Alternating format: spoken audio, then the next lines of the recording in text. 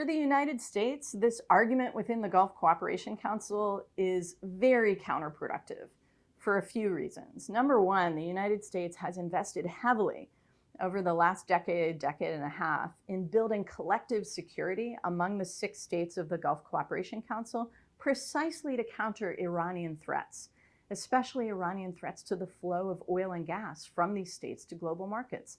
The US has put a lot of military assets on the ground in the Gulf over the years to protect that flow, and they want to help the Arab states be part of that game and build their own capacity to defend themselves.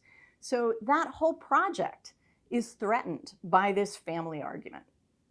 What that means is that these states can't cooperate as effectively against Iran in all kinds of other ways as well.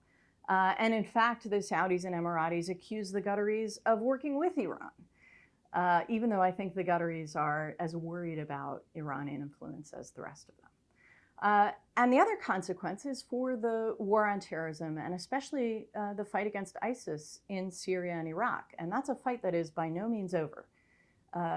All of the Gulf Arab states have an important role to play there, cutting off terrorist financing, cutting off the flow of recruits, combating the ideology, and supporting the government of Iraq as it carries out this battle on its own territory, keeping the Iraqi government open and inclusive so that extremists don't have a case to make to local Iraqi Sunnis.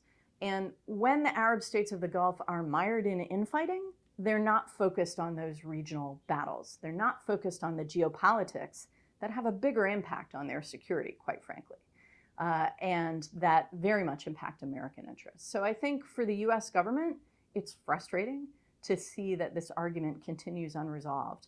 But the most that the US can do is continue talking to all sides, working with all sides, and hoping to see a resolution.